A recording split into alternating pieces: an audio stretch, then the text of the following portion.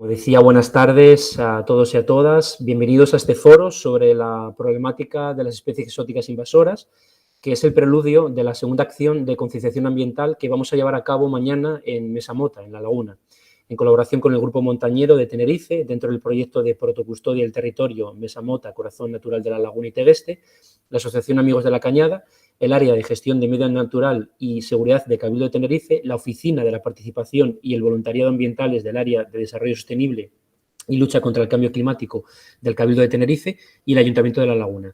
Dentro de esta acción que vamos a realizar mañana, vamos a realizar un control de las especies exóticas invasoras y una limpieza de residuos en la zona. Además, el Grupo Montañero de Tenerife nos va a ofrecer una ruta por la zona informándonos de cuestiones de interés medioambiental. Todo esto está enmarcado, como ya sabrán, en el programa de concienciación ambiental que está organizado por la Universidad de La Laguna a través de su Vicerrectorado de Infraestructuras y Sostenibilidad, en colaboración con la Oficina de la Participación y el Voluntariado Ambientales del Área de Desarrollo Sostenible y Lucha contra el Cambio Climático del Cabildo de Tenerife. El objetivo principal del programa es fomentar la concienciación ambiental de la comunidad universitaria de la Universidad de La Laguna y de la sociedad en general, a través del conocimiento de la problemática medioambiental en la isla de Tenerife. El programa de concienciación ambiental arrancó el pasado 16 de septiembre de 2021 con el webinar Los microplásticos, una amenaza silenciosa, que fue impartido por el doctor Javier Hernández Borges, profesor del área de Química Analítica de la Universidad de La Laguna y responsable del proyecto Implamac. En este webinar vino acompañado de una acción de concienciación ambiental, en la costa de Arico al día siguiente, donde, en colaboración con el Grupo de Investigación ACHEN de la ULL, la Asociación Terramare y el Ayuntamiento de Arico, se realizaron unos talleres prácticos de separación, clasificación de microplásticos recogidos en Playa Grande, en Arico, y una recogida, diferenciación y pesaje de residuos que encontramos en el resto de la costa de Arico y que se incorporaron a la plataforma Marnova. En el foro online de hoy, expertos en el tema de las especies exóticas invasoras, que es lo que nos atañe hoy, van a abordar la problemática de estas especies exóticas invasoras desde diferentes puntos de vista.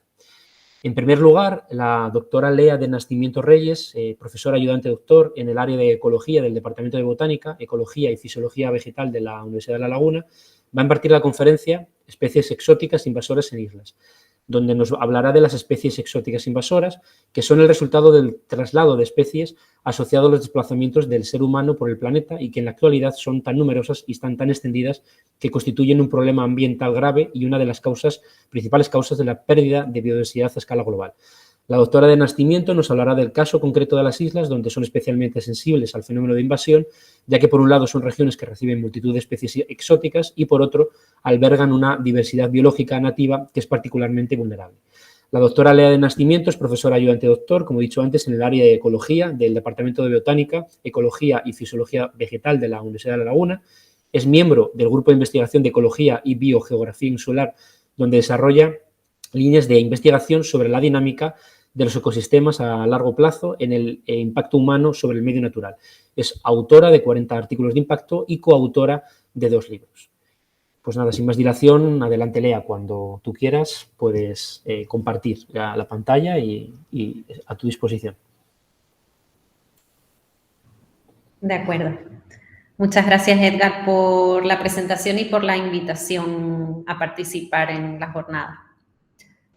Bueno, pues nada, como me toca abrir la jornada de charlas en este programa de concienciación ambiental, mi charla es más que nada una introducción al concepto de especie exótica invasora, a la problemática a nivel global que implican las invasiones biológicas y un poquitito de revisión sobre el impacto, algunas cifras de este problema de invasiones biológicas en islas, que es mi tema de investigación en realidad, la ecología insular.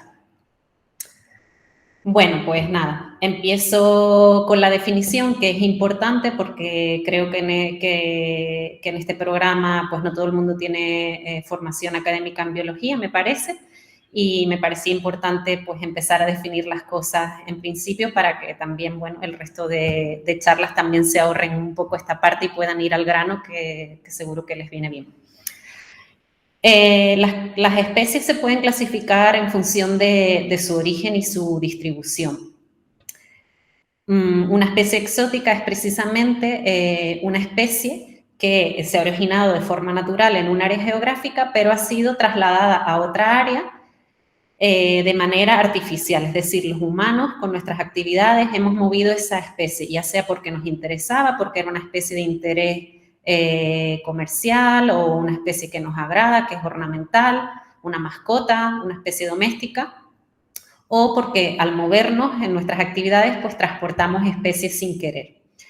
Y entonces esas especies nunca podrían haber llegado, la clave de este concepto es que esas especies de forma natural nunca podrían haber llegado a esas nuevas regiones en las que son introducidas. Los otros dos orígenes que podemos contemplar para las especies en función de su región geográfica original son los de las especies endémicas, que son especies que se distribuyen en una área restringida del planeta, se encuentran exclusivamente en esa área, serían esas especies endémicas. Pues, por ejemplo, en islas es muy fácil establecer esos orígenes, tenemos especies como el pino canario que se encuentran únicamente representadas o distribuidas en las Islas Canarias, y luego especies nativas que sí son capaces de llegar a más regiones del planeta de forma natural. En este caso, los humanos no han sido partícipes en su dispersión hacia esas nuevas regiones, ¿vale? Tienen las habilidades para desplazarse por el territorio y ocupar regiones relativamente lejanas a su región de origen. Sería el caso, por ejemplo, del brezo, que está presente en Canarias, es una especie que llegó aquí de forma natural, probablemente dispersada por un ave en el pasado,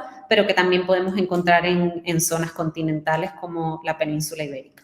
Y un caso de ejemplo de especie exótica en Canarias sería otro árbol, el eucalipto, que es una especie que obviamente fue introducida por el ser humano desde Australia, su región de origen, con fines pues quizás ornamentales o fines comerciales para obtener pasta de papel. Una vez tenemos claro el concepto de especie exótica, esa especie trasladada, vamos a pasar al concepto de especie exótica invasora. ¿Cuándo una especie exótica se puede considerar una invasora? En este sentido, hay dos tipos de definiciones principales. La definición tradicional es la que encontramos en la legislación o en los documentos de síntesis de instituciones internacionales que se dedican a la conservación de la biodiversidad, que se refieren a una especie exótica que se ha establecido de forma natural en el área, es decir, no solo ha sido transportada, sino que ahora es capaz de reproducirse y sobrevivir sin ayuda de los humanos, sin ese empuje que le hemos dado a los humanos para llegar a esta zona, a esta nueva zona, pero que además provoca un cambio importante en el medio natural y constituye una amenaza, porque puede causar impacto al medio y puede causar efectos dañinos sobre el medio ambiente, pero también muchas veces sobre la economía y sobre nuestra propia salud.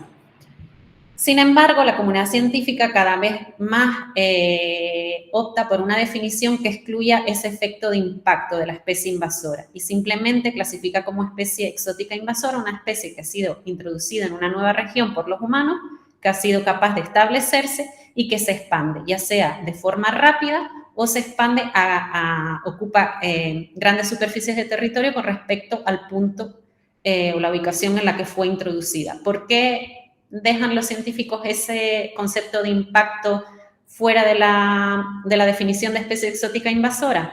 Pues básicamente porque muchas veces detectar el impacto, el daño que una especie invasora causa es complicado y muchas veces esto no ocurre hasta que la especie ya, como decimos, está invadiendo el territorio, con lo cual no la podemos clasificar como invasora si no causa un daño. Y no podemos centrarnos de forma urgente en la gestión de esa especie. No podemos catalogarla como un problema.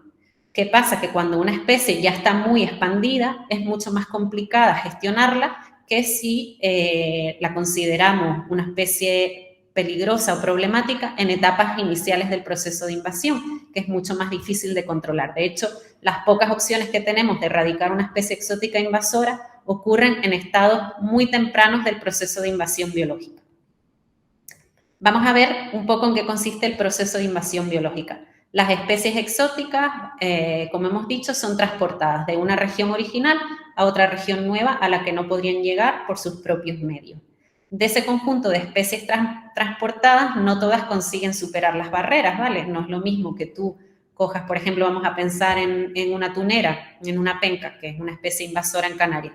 No es lo mismo que tú cojas unos higos picos y los metas en el barco y los traigas hasta Canarias, a que esos higos picos consigan sobrevivir consigan aguantar todo ese, o esas semillas de los higos picos consigan aguantar todo ese trayecto y definitivamente desembarcar en Canarias y llegar como semillas viables, ¿vale?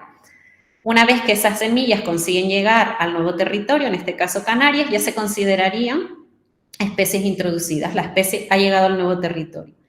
Esas semillas se cultivarían en la nueva región y las especies empezarían a reproducirse y a producir nuevos individuos viables que son capaces de dar lugar a otros individuos y de esa forma se establece en el territorio. Ese establecimiento se considera un proceso de naturalización. Se dice que las especies ya están naturalizadas. Normalmente son especies que en la mayoría de los casos ya pueden sobrevivir en esa nueva región sin nuestra ayuda. No necesitan ni que las alimentemos, ni que las reguemos, ni que las ayudemos en su reproducción. Serían, en principio, totalmente independientes de nuestra gestión. Cuando las plantas ya están naturalizadas, pueden quedarse restringidas en una zona local o pueden empezar ese proceso de expansión, que puede ser más o menos rápido y que puede alejarse más o menos de la zona original de introducción. Es en ese momento cuando, de acuerdo con la comunidad científica y de las últimas definiciones publicadas, comenzamos a considerar la especie como una invasora.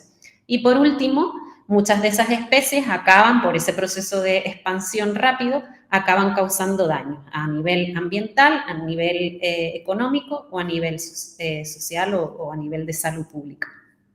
Vemos ahí en el paso de cada una de estas flechas a la siguiente fase del proceso de invasión una cifra que es un 10%. Este 10% es una regla que se conoce como la ley del 10% o la ley de Williamson, que viene a decir que probablemente del conjunto de las primeras especies que hacen que se trasladan de una región a otra, solo un 10% consiguen ser introducidas. De las introducidas, solo un 10% consigue naturalizarse. De las naturalizadas, solo un 10% llega a invadir el territorio y de las que invaden, solo un 10% son dañinas. O sea que el proceso de movimiento de especies puede ser muy masivo, pero luego las probabilidades de que esas especies lleguen a convertirse en un problema ambiental, pues se van reduciendo en cada uno de estos pasos del proceso de invasión. Aún así, las invasiones biológicas son consideradas un problema global y cada vez hay más alertas de todo tipo, más informes que vienen a demostrar este problema. Traigo aquí dos tipos de alertas sobre el problema. Una es la de la comunidad científica, en la que en este tipo de iniciativas, como por ejemplo el aviso de los científicos o la alerta de los científicos sobre distintos temas, pues la comunidad de científicos experta en especies invasoras ha hecho una recopilación sobre el problema de las invasiones biológicas. Y luego también tenemos multitud de informes de instituciones internacionales relacionadas con las Naciones Unidas, como el Panel Intergubernamental de Biodiversidad y Servicios Ecosistémicos, que sería el equivalente al IPCC, el que lidia con las revisiones de datos en torno al cambio climático. Pues en este caso, que trata sobre biodiversidad y servicios ecosistémicos, dedica un apartado importante a las especies invasoras. Y vamos a ver algunos datos que se recopilan en estos informes y en estas revisiones que hacen los científicos sobre el tema. Estas son algunas figuras que extraje del último informe de evaluación global sobre la biodiversidad y los servicios ecosistémicos que hace este panel. Y una de las cosas que hace el panel es describir los principales deterioros o problemas ambientales a los que se enfrenta el medio natural e intentar discernir cuáles son los agentes que están desencadenando estas transformaciones. Normalmente suelen ser 5 o 6 grandes agentes de cambio o desencadenantes de cambio que vemos aquí No sé si ven mi puntero. ¿Sí? Sí, sí, sí se ve. Sí, vale. Bueno, se ven aquí estas barritas en las que se habla de las causas de estos cambios a nivel de agua dulce, medio marino y terrestre, indicadas con colores en base a su importancia. Principalmente los desencadenantes de cambio del medio natural son la transformación del territorio, de usos del territorio, pues por ejemplo cambios como la deforestación, la explotación directa de los recursos, pues la pesca, la caza, el cambio climático, la contaminación y la introducción de especies invasoras, ¿vale? Queda como la quinta causa en cuanto a importancia como desencadenante de estos problemas ambientales. Pero hay que tener en cuenta que las invasiones biológicas son un problema muy reciente. Así que esperamos que con el paso del tiempo, y de hecho todas estas publicaciones nos alertan de que con el paso del tiempo se van a convertir en un problema de mayor importancia.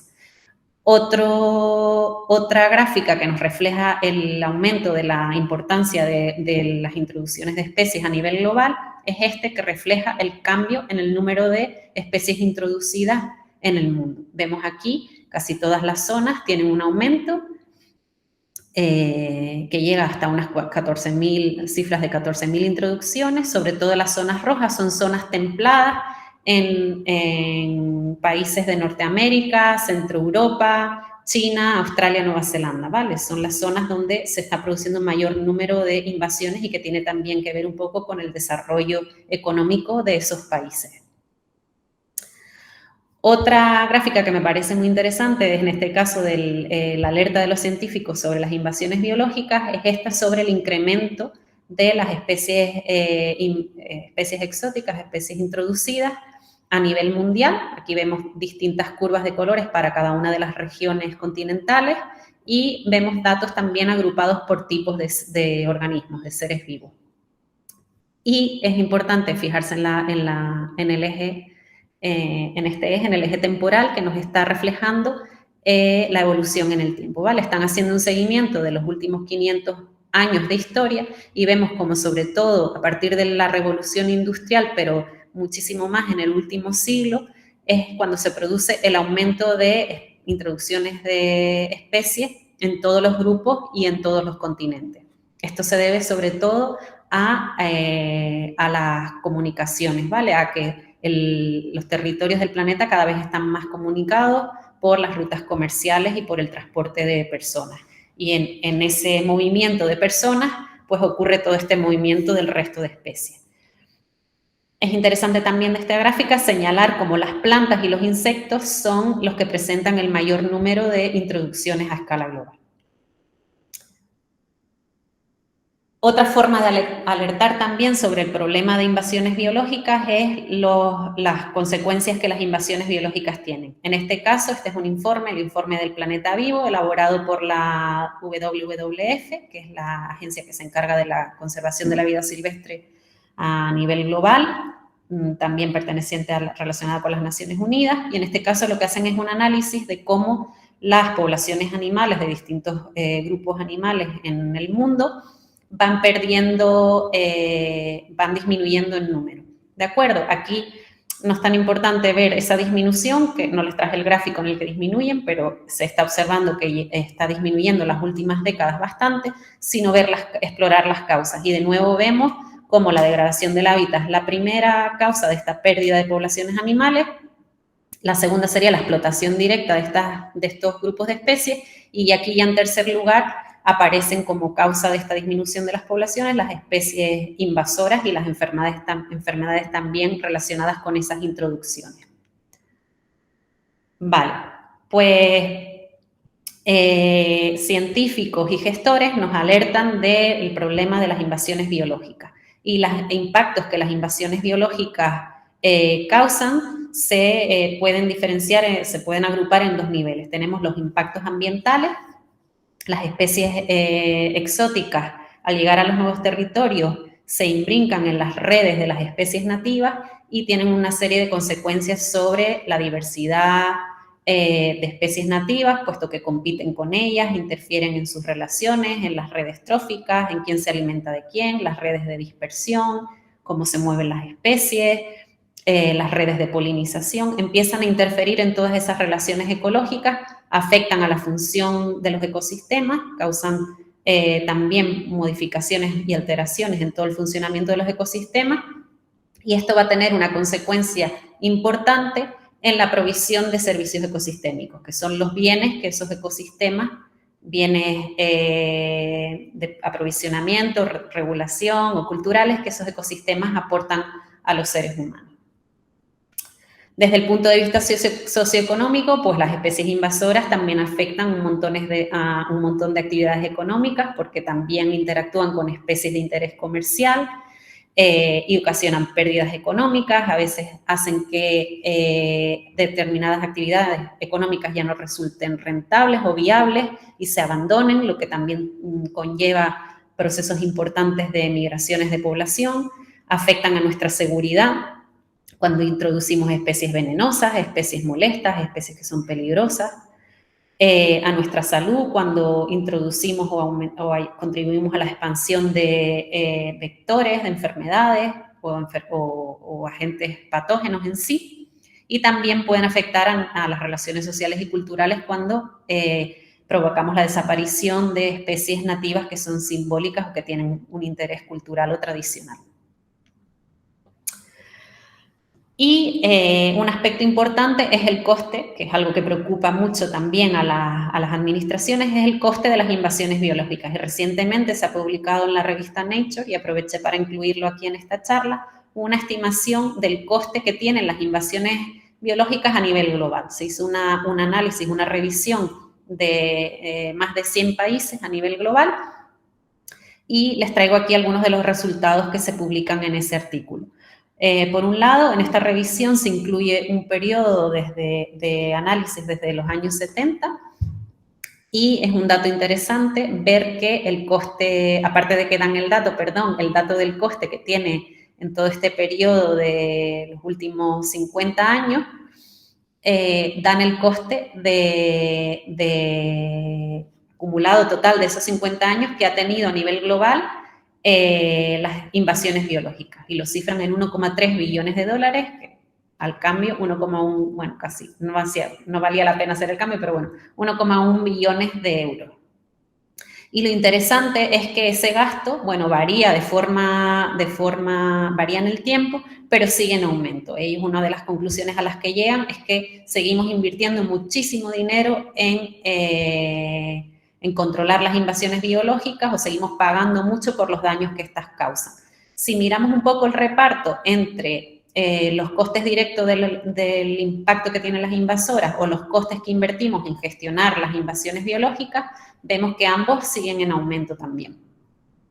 Y luego me pareció un detalle curioso traerles de acuerdo a esa revisión, cuáles son las especies que más cuestan, tanto por los daños que causan como por el dinero que invertimos en gestionarlas.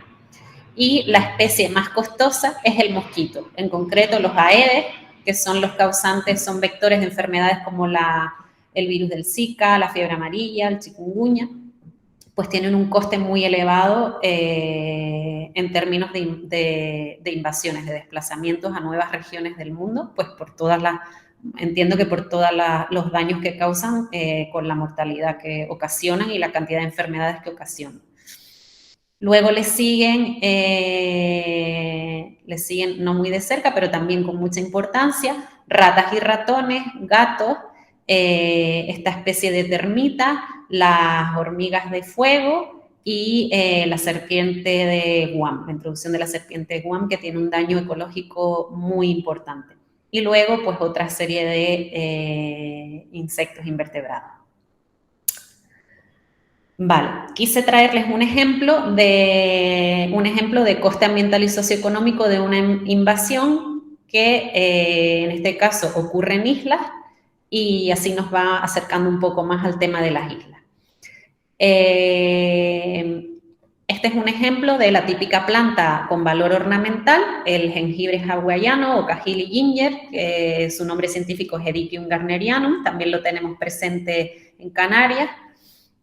pero aún no es una invasora potencial, pero aún no ha invadido, pero sí que es una invasora pues en las islas de Hawái, en Nueva Zelanda y, por ejemplo, en Azores es un problema muy grave. Esta especie se introduce en todos estos archipiélagos, es procedente del Himalaya, se introduce en todos estos archipiélagos por su valor ornamental. Es una flor muy bonita, como pueden ver, y además es muy aromática, muy apreciada por su olor. Y es una especie que se adapta muy bien a las regiones, a las zonas de bosques tropicales y subtropicales. Aguanta gran cantidad de condiciones climáticas, variabilidad de condiciones climáticas, se establece muy bien, y el problema ambiental que ocasiona es que es una especie que, aparte de reproducirse por semillas, se reproduce por estos rizomas que tiene. Los rizomas se expanden en el suelo del bosque y ocupan toda la superficie. Yo tuve la ocasión de verla en Hawái, en una visita que hice a un congreso, y la verdad es que era espectacular. Está todo el suelo del bosque totalmente invadido por estos rizomas, y esto lo que hace es impedir que cualquier otra planta pueda crecer. Los árboles adultos sobreviven, aunque aquí, por ejemplo, vemos como un tronco de un árbol, no se ve el tronco en su longitud, pero sí se ve como está totalmente rodeada de esos rizomas. Los adultos sobreviven, pero todos los individuos jóvenes de esas especies que intentan germinar en el suelo y prosperar no lo consiguen, porque el jengibre, como vemos aquí en esta imagen, ha ocupado toda la superficie del suelo del bosque. Este es un problema ambiental muy grande. Vamos a ver algunas cifras. Se estiman que hay unas 20.000 hectáreas invadidas. Esta cifra, la verdad es que no estoy segura si es la parte que están gestionando o la invasión total, pero bueno, es una superficie considerable. Estaban teniendo en cuenta varias islas de Hawái. Llevan casi un total de 30 años intentando controlar la especie, porque, como les digo, ya en este nivel de invasión es muy difícil erradicarla, es prácticamente imposible. Y están invirtiendo alrededor de $1 millón americanos al año para su gestión. Aquí no están contabilizando el coste del daño ambiental o el daño que pueda tener sobre otras zonas de cultivo. Y es un conflicto, su control es un conflicto, ha ocasionado un conflicto de gestión, porque al ser una especie invasora que está invadiendo ecosistemas naturales, pues medidas de control químico no son muy recomendables, puesto que cualquier herbicida que utilicemos, tipo glifosato, para intentar controlar esta especie, va a tener un efecto negativo sobre el resto de las especies nativas que están viviendo en el bosque. O sea que esa opción química queda en parte descartada. La opción mecánica, pues sí, actúa bien sobre la parte aérea de la planta, pero los rizomas, creo que producen rizomas como 4 cada estación, 4 veces al año, con lo cual es imposible atacar a la parte subterránea. Entonces el control mecánico tampoco es nada efectivo. Y por último, la opción que más están explorando es el control biológico. ¿Qué pasa con el control biológico? Pues que determinados agentes patógenos, por ejemplo, consiguieron aislar una cepa de una bacteria que era bastante efectiva, que ocasiona la podredumbre sobre la planta, pero ese patógeno también afecta a otras especies de la familia. Y hay productores de jengibre, del jengibre comestible en Hawái, que cuando se empezó a estudiar, a utilizar esta bacteria como agente de control biológico, pues se empezaron a quejar porque tenían miedo de que esa cepa se escapara de las zonas naturales a las zonas cultivadas y afectara sus cultivos. Entonces ahí el gobierno de Hawái tuvo que parar esa iniciativa y empezar a explorar otras alternativas. Aunque aquí la cuestión sería si el dinero que están invirtiendo en gestionar, en controlar la especie invasora y otros daños ambientales asociados, no será más costoso que las pérdidas que iría a ocasionar en caso de que esos agentes biológicos llegaran a los cultivos de jengibre. Y aquí, bueno, surge un dilema de gestión. Bueno, pues ya llegamos a las islas con este ejemplo de invasiones biológicas en islas y la problemática ambiental y socioeconómica que esta especie está causando. Y las islas, pues efectivamente están consideradas como puntos calientes, zonas donde hay muchísimas introducciones. ¿De acuerdo? Esto se debe islas y regiones costeras del mundo. Pero bueno, como vamos a tratar islas, pues nos vamos a centrar en islas. En islas esto está relacionado, se han hecho varios estudios de metaanálisis en el que se analizan un montón de casos de islas y el número de especies exóticas, y se debe sobre todo está muy relacionado con el tamaño de la población humana, ¿vale? Muchas de las islas del mundo están muy pobladas, tienen mucha densidad en relación densidad de población en relación a su superficie, y aparte son destinos turísticos y están también muy conectadas vía puertos y aeropuertos con el resto de destinos del mundo. Son destinos perfectos para la introducción de especies. De hecho, 3 de las regiones con más especies introducidas a nivel global en relación a su superficie son las islas de Hawái, la isla norte de Nueva Zelanda y las islas menores de Indonesia. Cuando los científicos hicieron esta revisión de especies invasoras en regiones insulares del mundo, en base a la cantidad de veces que una especie invade una isla, hicieron un top, una lista de las 15 mayores invasoras, y entre ellas vemos que las plantas son las más numerosas, ¿vale? Detectaron entre esas 15 hay 9 especies de plantas, 2 especies de hormigas, 2 roedores, una especie de mosquito y una especie de pez.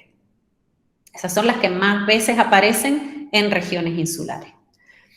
¿Qué pasa en islas además? Aparte de que son un destino fácil para la llegada de especies introducidas y las potenciales invasiones, pues que las islas tienen un conjunto de especies, unas características muy particulares.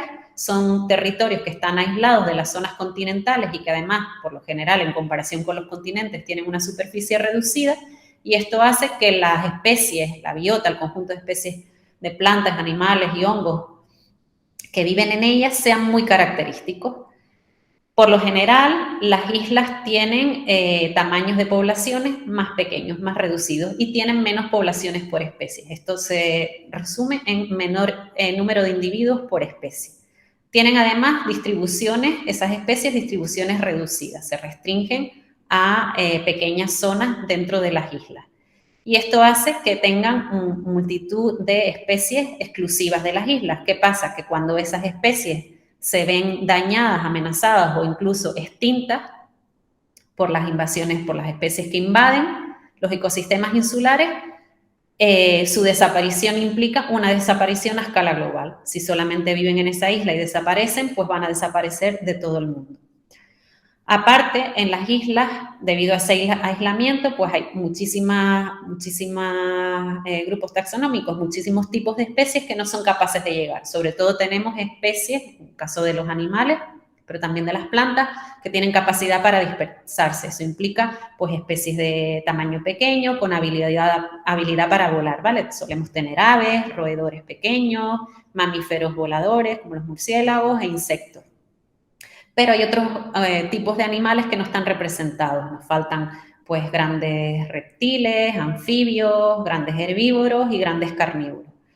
La ausencia de todos estos grandes animales que son predadores y otras características como el aislamiento y la superficie reducida hace que muchas de las especies exclusivas de islas estén indefensas. Han perdido la capacidad de defenderse porque no hay grandes predadores. Muchas de ellas son mansas, no huyen de esos predadores, no tienen la capacidad de volar, han reducido sus alas o han perdido en el caso de las plantas, todos los mecanismos de defensa. Han perdido espinas, han perdido sustancias tóxicas, son más palatables. De forma que cuando los humanos llegamos a esas islas y traemos nuestras especies introducidas, pues el daño que estas especies predadoras o competidoras ocasionan sobre esas especies indefensas es mucho mayor. Y como ya hemos dicho, una desaparición en una isla normalmente implica una extinción a escala global. Vamos a centrarnos ahora en plantas, que como vimos en el resumen de las invasiones en islas, era el grupo que más especies invasoras o que más veces invade islas. Y vamos a irnos a otra revisión, en este caso, de esas plantas exóticas e invasoras en islas. Se estiman que existen unas 500, 800 plantas exóticas en islas, de las cuales no todas son invasoras. De hecho, los autores de esta revisión destacan el porcentaje bajito en relación a la cantidad de especies que se introducen, cuántas de ellas son realmente invasoras. Y vemos que en archipiélagos como Hawái, Galápagos, Juan Fernández, Isla de Pascua, el porcentaje de especies invasoras con respecto a las especies exóticas de plantas que llegan, pues varía entre el 1 y 6%. Luego también se hizo una revisión de los usos de esas especies y vemos que sobre todo la mitad de las especies de plantas que se introducen en islas tienen un uso ornamental. Esto quiere decir que la mayor vía, la principal vía de entrada de especies exóticas invasoras a islas de plantas son los jardines. Aquí hacen una lista de las principales especies, las que están más presentes en mayor número de regiones y de islas, y les he puesto en amarillo pues muchas de las que están también presentes en Canarias, que a lo mejor les resultan conocidas. Pues, por ejemplo, la lantana, que es esa planta tan bonita de flores de colores de jardín, es una de las especies más invasoras en islas. El rabo de gato está por aquí, el propio jengibre hawaiano, y el úlex, que es una de las plantas que van a ver ustedes mañana en la excursión a la Mesa Mota. Vamos a ver algunos datos para Canarias. En Canarias, de las 1.400 especies exóticas, aquí estamos hablando de todos los grupos animales, plantas y hongos, casi la mitad son plantas. De esas 1.400, 150 están catalogadas como invasoras. Estos son datos, no son datos muy recientes, lo siento, pero bueno, es lo que encontré de datos de gráficas de biodiversidad. Pero bueno, vamos a asumirlos como que no han variado mucho, porque creo que son del 2005 o así. De esas 150 especies invasoras, la mitad también son plantas. Y un dato curioso que también vimos en esas gráficas de evolución del número de especies introducidas en regiones continentales del mundo es que la mayoría de las introducciones en Canarias también son recientes. Se produce el 43%, se estima que se produce a partir de los años 60, que es cuando cambia el modelo económico de una economía más agrícola a una economía más basada en el turismo. En el turismo es cuando empezamos a incrementar muchísimo más las comunicaciones y las conexiones con otros territorios del mundo. Del total de 1.900 especies de plantas nativas que hay en Canarias, 640, un 33% son exóticas, y de estas, pues como vemos de nuevo, un porcentaje bajito son invasoras, ¿vale? En comparación con los otros archipiélagos que vimos antes, que variaba del 1 al 6%, pues estamos ahí en ese rango. Si miramos el número de exóticas, en este caso en general, en islas vemos que Tenerife y Gran Canaria son las islas que más especies exóticas y con los mayores porcentajes en relación a sus especies nativas tienen, y esto es, pues como ya dijimos, por la cantidad de población de esas islas. Vale, pues ya voy a acabar con mi charla, no sé si voy bien de tiempo, espero que sí. Y lo último que quería decir, ya que he introducido la definición, el problema un poco y la importancia que tienen las invasiones biológicas en islas, es qué podemos hacer nosotros a nivel individual. Yo creo que lo primero que podemos hacer es informarnos. Saber conocer cuáles son esas especies exóticas invasoras dañinas. Existen multitud de listas que han hecho un esfuerzo por hacer esa clasificación. No siempre es fácil, hay multitud de criterios para considerar que una especie es dañina y que debe estar en esas listas de especies prioritarias, que indica que hay que intervenir sobre ellas, hay que gestionarlas, y están disponibles para la población en general. Aquí les traigo algunos ejemplos. Las 100 especies exóticas invasoras más dañinas del mundo. Esta es una iniciativa de la IUCN, y luego a nivel nacional tenemos nuestro propio catálogo español de especies exóticas invasoras, publicado en el BOE, y también una publicación posterior, que es una adición de las listas de las especies exóticas invasoras que son preocupantes para la región canaria. Ahí podemos consultar y ver cuáles de las especies canarias se consideran invasoras. Las especies exóticas que están en Canarias se consideran invasoras. También hay manuales elaborados por el Gobierno de Canarias, por las consejerías, que son de reciente elaboración y son bastante útiles. Tenemos el manual de buenas prácticas para ver cómo gestionamos, en este caso, la flora exótica de Canarias, y también tenemos esta guía divulgativa con recomendaciones para el control y erradicación, que son bastante prácticas y están disponibles para todos. Otra cosa que podemos hacer es avisar. Existe actualmente una red de detección y alerta temprana de especies exóticas invasoras en Canarias, la red EXO, en la que cualquier ciudadano que detecte una especie en cualquier región de las islas que considere potencialmente invasora puede alertar a los técnicos de medio ambiente, de las respectivas consejerías, cabildos insulares, sobre la presencia de esa especie.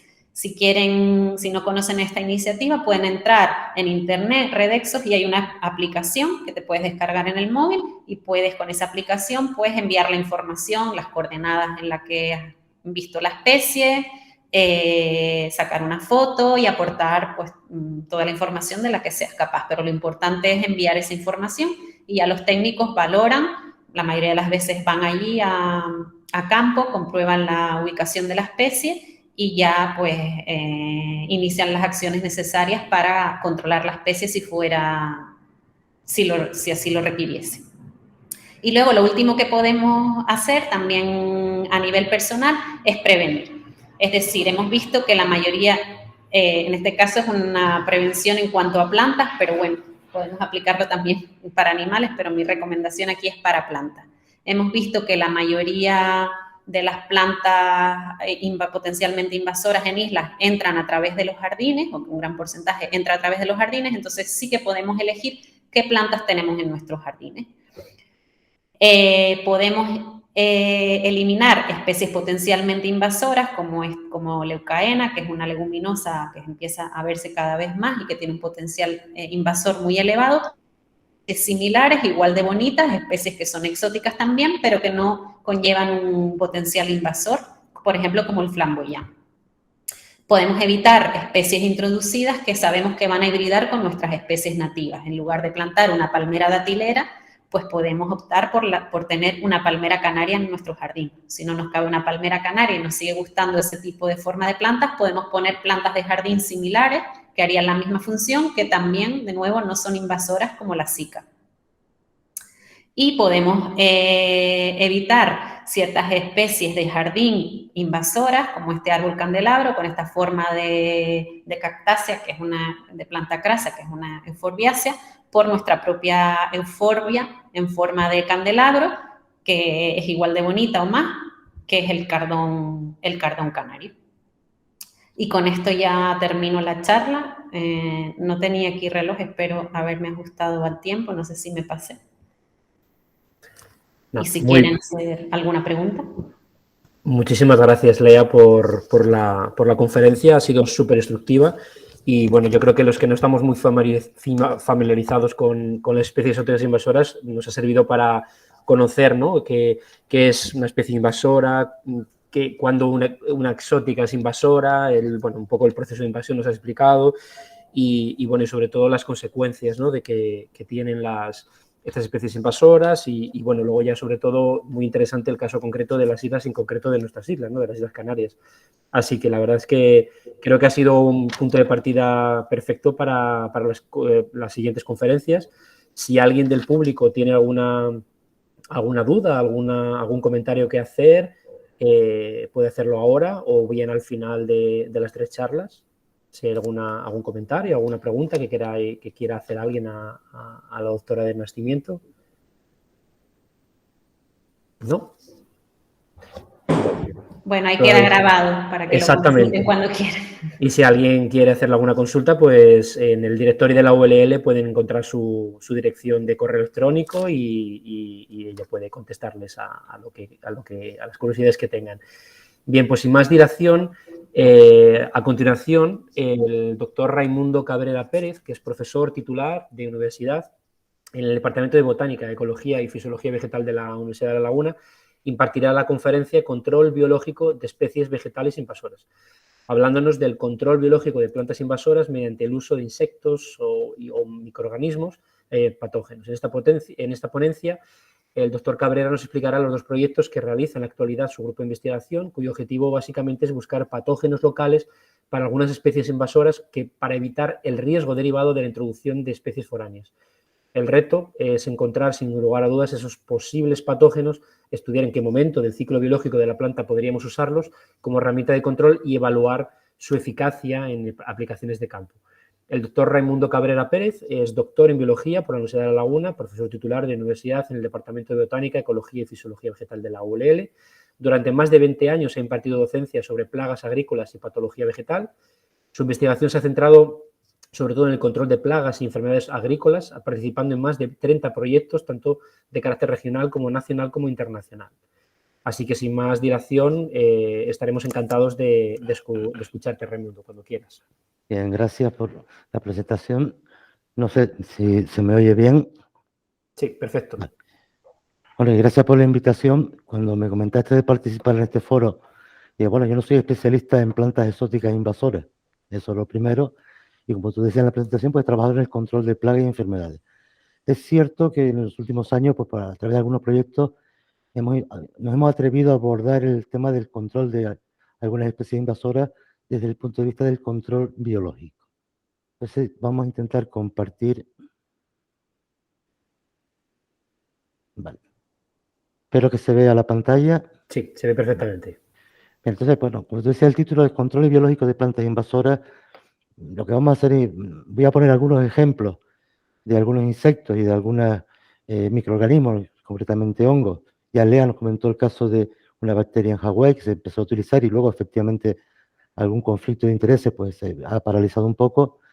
Y sobre todo les voy a contar en qué estado está en nuestro proyecto en la actualidad en el caso del rabo de gato.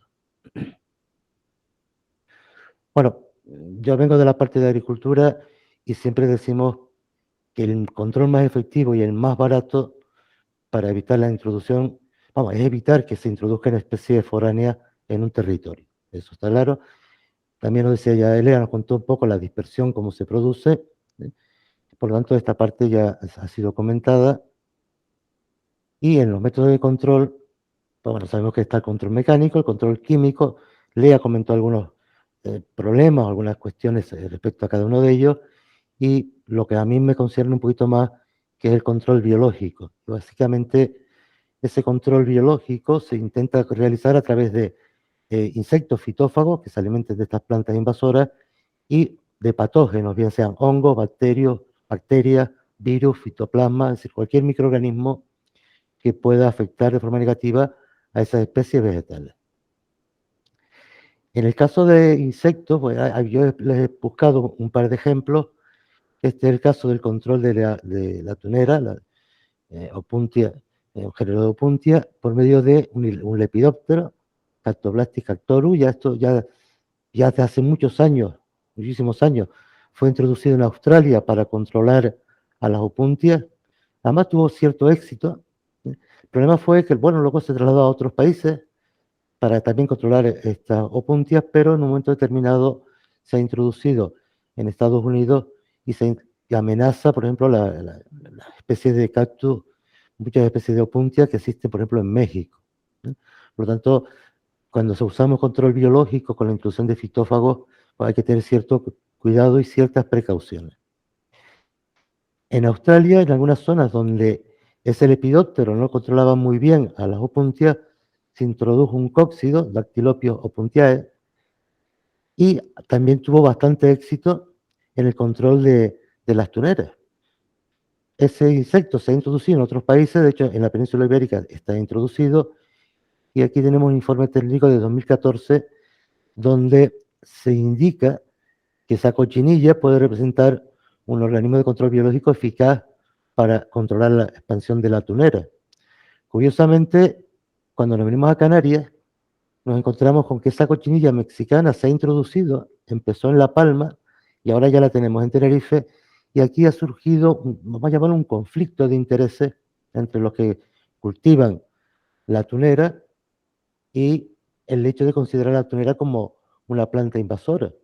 De hecho, aquí tenemos una noticia del periódico donde se plasma un poco esta preocupación por el daño que puede hacer esa cochinilla sobre la tunera, y también tenemos un ejemplo de unas hojas divulgativas que se han elaborado para paliar los efectos que esa cochinilla tiene sobre precisamente estas tuneras. Es una cosa que parece incluso contradictoria, ¿no? Por tanto, con estos dos ejemplos la idea es hablar un poco o ver que el control de las plantas invasoras con insectos fitófagos, hay casos de éxito, pero puede haber unos riesgos colaterales en el sentido de que si introducimos una especie de insecto en un sitio, podemos encontrarnos con la situación de que esa especie introducida pueda también afectar a otras especies vegetales y por lo tanto es un efecto que podemos llamar colateral. De hecho, la legislación que tenemos sobre todo a nivel europeo y también Estados Unidos y otros países, antes de plantear la introducción de estos insectos para el control de estas plantas invasoras, y insisto en un pequeño paréntesis, cuando hablamos de control biológico de plagas agrícolas, muchas veces también usamos insectos depredadores, que en muchas ocasiones hay que introducirlos. Sea para un caso o sea para el otro, antes de introducirlo en una región deben hacerse extensos estudios muy detallados para evaluar su impacto ambiental. Y la tendencia, tanto en la legislación y por parte de las distintas administraciones, es ser cada vez más cauteloso para autorizar esta forma de control biológico. La otra forma, que es utilizar patógenos, que la bibliografía muchas veces lo llamamos micoherbicidas o bioherbicidas, si incluimos bacterias, virus y demás, pero refiriéndonos a hongos, sería precisamente buscar esos patógenos que causan enfermedades en estas especies y o bien las destruyen o reducen su viabilidad, ¿no? Su vitalidad. Aquí tenemos 4 ejemplos de 4 formulados comerciales a base de hongos que atacan a distintas especies de plantas invasoras. Todos estos 4 fueron comercializados en Estados Unidos, ¿vale? El primero de ellos es Clamidosporas, de una especie de hongo que es Phytophthora palmívora, ¿vale? Para el control de una planta la planta del látex. Otro producto comercial denominado Biomal son esporas de Coletotrichum glosporioides, la forma especializada Malvae o Malve, que causa daño a una especie de malva en concreto. En el siguiente ejemplo, siendo la misma especie de hongo, en este caso es otra forma especializada, se comercializó con el nombre de Colliego, para controlar una leguminosa que se estaba invadiendo los cultivos de arroz y de soja.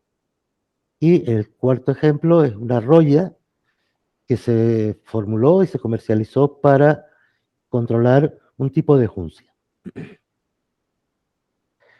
Este es otro ejemplo de otro formulado a base de otro hongo, en este caso es Alternaria destruens, lo llaman la raza 059, y se formuló para el control de cúscuta, de especies de cúscuta. Y otro ejemplo con otra cepa de Coletotrichum para el control de otra especie invasora, en este caso en Estados Unidos, una Salsola tragus, y distintos estudios que se hicieron pues demostró cierta eficacia para el control de esta planta invasora. Les pongo esta parte de ese trabajo porque durante esos estudios se comprobaron que esas plantas invasoras pueden tener, vamos a llamar, distintas variedades en cuanto a su genética. Es decir, que podemos encontrarnos con poblaciones que pueden ser más resistentes o menos resistentes a estos hongos que se emplean para el control biológico de estas especies. Y otro ejemplo más, en este caso es una roya también, que se ha comercializado para el control de esta especie, Isatis tintoria, que se utiliza en otros sitios para la producción de colorantes de origen vegetal, en este caso el añil. Fíjense que aquí, en estos dos ejemplos, hemos visto 2 tipos. Las primeras especies de hongos se pueden cultivar en medio de cultivo, en un laboratorio, en placa.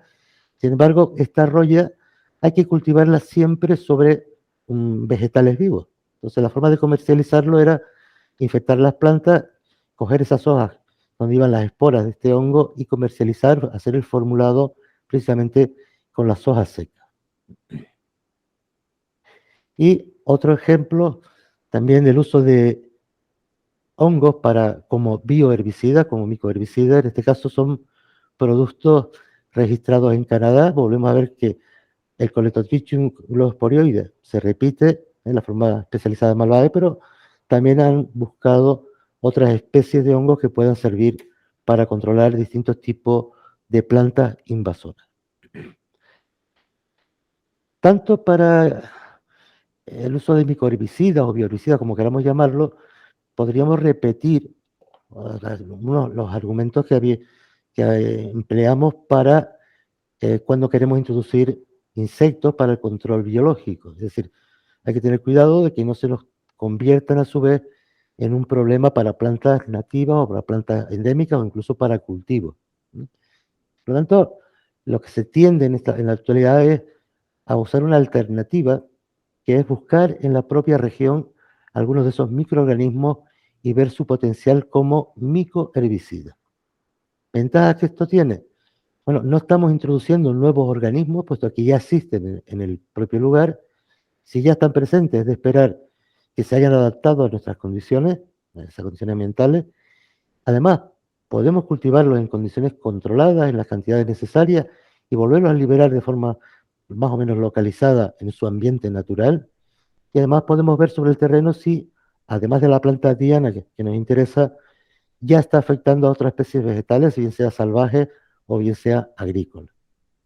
Esto no impide que puedan surgir conflictos, como bien decía Lea, cuando intenta controlar una planta que a su vez, o alguna similar, pudiera ser objeto de infección por estos microorganismos, pero eso nos lleva a hablar de los inconvenientes. Normalmente son necesarios estudios largos que pueden prolongarse en varios años, muchos años en algunas ocasiones, y de entrada, pues como cualquier investigación, no tenemos garantía alguna de obtener un resultado exitoso.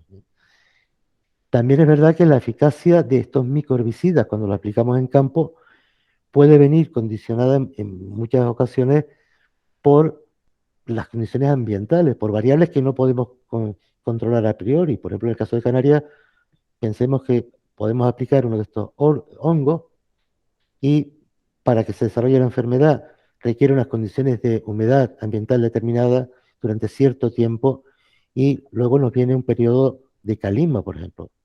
Claro, eso puede hacer que el control fracase de entrada. También es cierto que podemos prevenir cuando se van a producir esas condiciones y bueno, pues si podemos aplicar el tratamiento cuando las condiciones sean adecuadas para que garantizar o asegurarnos de que ese hongo se pueda instalar y pueda cumplir con su objetivo. Y luego, otro tema es que muchas veces hablamos de un tipo de patógenos que llamamos patógenos facultativos, que causan enfermedad en las plantas cuando ésta se encuentra debilitada o bajo estrés. Es decir, cuando una planta está vigorosa, este tipo de hongo no va a tener ningún tipo de efecto. Bueno, pues con estas ideas nosotros hemos planteado, estamos desarrollando un proyecto que está financiado por la Consejería de Transición Ecológica del Gobierno de Canarias. Oficialmente empezó en el 2019, pero se prolongará hasta el 2023. Y un poco la idea es buscar el título es Nuevas técnicas de control del rabo de gato. Entonces, lo llamamos Penicetum cetaceum, ahora creo que le han cambiado el nombre, es Cenchrus orientalis o Cenchrus cetaceus. En fin, en cualquier caso, es el rabo de gato que todos conocemos y nuestro objetivo es precisamente buscar esos patógenos facultativos, sobre todo. Bueno, el equipo de investigación lo tienen aquí, es decir, yo soy el que les da esta charla un poco, pero en cualquier caso el esfuerzo es de todos los que configuramos el grupo de control integrado de plagas y enfermedades vegetales de la Universidad de La Laguna y están en esta diapositiva. Bueno, el control del rabo de gato, que es una planta que se ha extendido por todas las islas. Es cierto que en el Hierro se ha conseguido controlar muy bien, prácticamente está erradicado, si yo no estoy mal informado. En Lanzarote se había extendido un poco, pero a través de técnicos de la red EXO, que estaba antes comentando Lea, pues están prácticamente ya controlados allí. Se ha avanzado mucho, quedan muy pocos ejemplares, ¿eh? Pero en el resto de la isla el control se realiza arrancando las plantas y destruyéndolas. Hay todos unos protocolos para hacer esta tarea. Es eficaz en zonas puntuales, o como comentábamos en el caso del Hierro y Lanzarote, y también Fuerteventura en parte, cuando se detectan sus primeros focos, pero es un procedimiento costoso y hay zonas que son muy poco accesibles y donde es difícil de aplicar este método. Hace ya varios años, compañeros de la empresa de Gabinete de Estudios Ambientales, GEA, observaron áreas en distintas zonas de las islas donde las poblaciones de rabo de gato presentaban síntomas poco usuales.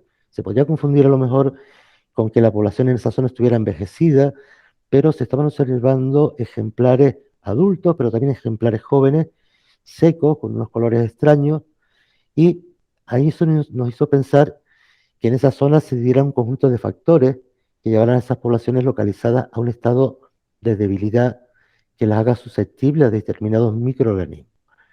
Por otro lado, esas primeras observaciones y lo que estábamos observando en el campo me llevó a pensar que es muy poco probable que existan, por lo menos aquí en Canarias, lo que hemos visto, patógenos virulentos para esta planta. Es decir, que si llegan a infectar la planta, provoquen su muerte. No hay indicios de que esto sea así. Pero es posible que existan microorganismos, lo que llamamos patógenos facultativos, que exploten precisamente un estado de debilidad de la planta que puede estar ocasionado por factores abióticos o por otro tipo de variables. Bien, con esta idea lo que nos planteamos fue conocer qué hongos existen sobre esta planta aquí en Canarias, buscar un método para inducir un estado de debilidad en la planta y evaluar si de los hongos que se han ido aislando, que fuéramos aislando, existiera alguno que pudiera comportarse como patógeno facultativo. Y aquí hay que hacer incidencia o hincapié en un tema, es decir, hablamos de patógenos facultativos que pueden ser aislados en las diferentes islas. Y aquí de lo que se trata es que un patógeno aislado, por ejemplo, en Tenerife, lo vayamos a utilizar en Tenerife. No vayamos a entrar en la dinámica de trasladar ese organismo que hemos aislado en esta isla a otra isla. Hay que tener, pretendemos ser bastante cuidadosos con este tema para evitar esos problemas de que se pueda convertir en un patógeno de cualquier planta que allí. Si esta búsqueda tiene éxito, luego habrá que evaluar cómo podemos integrar esta herramienta para que sea un complemento más en un programa amplio de control. Va a ser muy difícil, si no imposible ya, erradicar el rabo de gato, pero a lo mejor sí podemos mejorar la eficacia de su control, por lo menos en zonas donde no interese, donde no sea deseable, donde no podamos permitir que se instale esta planta, como pueden ser espacios naturales protegidos, parques, etc. Bueno, con esta idea nos hemos plantado 3 líneas de investigación: búsqueda de patógenos, búsqueda de lo que nosotros llamamos inductores de estrés, es decir, compuestos que puedan producir un estado de debilidad en la planta, y también estamos buscando sustancias alelopáticas que puedan contribuir a reducir la germinación de la semilla. El objetivo, obviamente, es matar la planta, pero si no lo conseguimos, por lo menos ver si podemos ralentizar el desarrollo y o propagación del rabo de gato y ganar tiempo para que en esa zona se pudiera a lo mejor establecer algún tipo de estrategia de restauración, de introducción de reposición de plantas propias del lugar, es decir, darle tiempo a estas plantas locales para que fueran ocupando el espacio que está siendo ocupado actualmente por el rabo de gato. Y de cara al futuro ver si tuviéramos éxito con estos objetivos, pues integrar esta herramienta, como decíamos antes, en un esquema más global de manejo de esta planta invasora, ¿no? Bueno, a medida que hemos desarrollado el proyecto, hemos hecho un muestreo a lo largo de las 4 islas que tienen aquí. Realmente hemos muestreado en todas las islas, excepto en el Hierro, pero nos hemos centrado más en La Palma, Tenerife, Gran Canaria y La Gomera. Hasta el momento hemos aislado unas 330 cepas de hongos que viven sobre o que se encuentran sobre el rabo de gato, correspondiente a 38 géneros. Obviamente, muchos de esos géneros, de esas cepas, son saprófitos, que viven, son hojas muertas, que están ahí de forma accidental, pero hemos encontrado un grupo de hongos que nos preguntamos si pueden ser patógenos facultativos de esta planta. Insisto, no creo que sean patógenos virulentos, puesto que la planta parece que no sufre demasiado con ellos, pero podrían actuar como patógenos facultativos, instalarse y desarrollarse cuando la planta está debilitada por otras causas. Tengo que comentarles que estas especies que tienen aquí, la identificación se ha hecho por secuenciación del ADN, pero también es verdad que muchas veces para una identificación estricta, muy precisa, pues hay que recurrir a varias técnicas de ADN. Nosotros hemos utilizado una técnica general, con esa técnica hemos llegado a esta primera clasificación, a esta primera identificación, y les señalo esta especie, porque si recuerdan, uno de los formulados que se había comercializado era precisamente basado en esta especie de alternaria. Esta la hemos encontrado aquí en Gran Canaria, en Tenerife. Va a ser la misma que la del formulado. Si recuerdan, cuando comentábamos sobre esos formulados, hablábamos de forma especializada. Es decir, la misma especie de hongo puede tener distintas formas especializadas y cada una de ellas actuar sobre una especie de hospedero diferente. Bueno, pues con estas cepas que consideramos que podrían ser patógenos de facultativos que podríamos utilizar como agentes de control, a nivel de laboratorio, en ensayos in vitro, hicimos pruebas de patogenicidad. Eso nos permitió hacer una primera selección de todas esas cepas. Aquí tienen los resultados que hemos obtenido con cepas de Fusarium y con cepas de Alternaria. Con ese primer screening, con esas cepas seleccionadas, realizamos ensayos en invernadero, en condiciones controladas, tanto por inoculando el hongo directamente, produciendo heridas, fumigando, es decir, viendo un poco cuáles podrían ser las vías de entrada sobre las plantas y ver si se reproducía algún síntoma sobre ellas. Por otro lado, para intentar debilitar la planta, partimos de que en nuestro grupo de investigación tenemos una colección de muchísimas cepas de hongo, pero tenemos un grupo de 35 cepas de Fusarium que cuando se cultivan en medio líquido, ese líquido luego se filtra, se elimina el hongo y lo que nos queda ahí, habíamos comprobado para otras especies de plantas que eran capaces de inducirle un estado de marchitez, es decir, producirle un estrés a la planta. Probamos estos 35 cepas en los medios de cultivo en pruebas también con el rabo de gato, y lo que nos encontramos fue que si bien alguno de ellos parecía inducir cierta marchitez sobre esta planta, sus efectos no eran tan fuertes como los que nosotros queríamos o pensábamos que podían ser en un principio. Eso nos llevó a actuar, digamos, por la vía alternativa que teníamos previsto, que era buscar otro tipo de compuestos de origen natural, preferentemente, para inducir ese estado de debilidad. Y empezamos a probar con un compuesto que es el ácido pelargónico. Este ácido se encuentra en algunos formulados comerciales de algunos secantes que se venden como secantes para controlar determinadas malas hierbas, y lo aplicamos sobre el rabo de gato para ver cómo se comportaba, y lo que nos observamos fue que efectivamente en un principio seca las hojas, pero el rabo de gato, a las dosis que estamos empleando, y estamos intentando emplear dosis relativamente bajas, pues como decía, al cabo de varias semanas vuelve a producir nuevas plantas, nuevas hojas, es decir, vuelve a reverdecer y demás. Bueno, pues con este producto volvimos al laboratorio, volvimos a hacer ensayos de patogenicidad in vitro, y lo que observamos fue que esas cepas que ya habíamos testado antes, cuando lo hacíamos en combinación con el ácido pelargónico, el crecimiento de estas cepas de hongos sobre las hojas de rabo de gato era mucho mayor. Bien, volvimos al invernadero, volvimos a hacer ensayos aplicando cepas de estos hongos en combinación con el ácido pelargónico, y eso nos permitió observar que podíamos inducir síntomas de la enfermedad de la planta. En este caso es una de las cepas de Fusarium.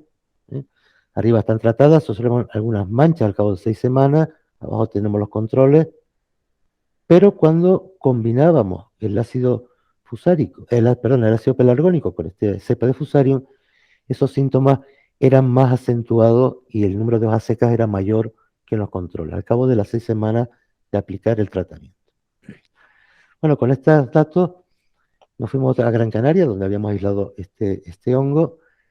Hicimos un ensayo en condiciones controladas en una parcela experimental que tenemos en Guayedra, y lo primero que hicimos fue ver qué ocurría a las plantas de rabo de gato cuando le aplicábamos ácido pelargónico, y luego en otra parcela qué ocurría cuando usábamos ácido pelargónico combinado con esta cepa de Fusarium. En lo que se refiere al ácido pelargónico por sí mismo, lo que observamos fue que, bueno, quisimos saber si dando un solo tratamiento al principio, o bien dando segundo tratamiento al cabo de una semana, un tercer tratamiento, es decir, qué ocurría con las plantas de rabo de gato.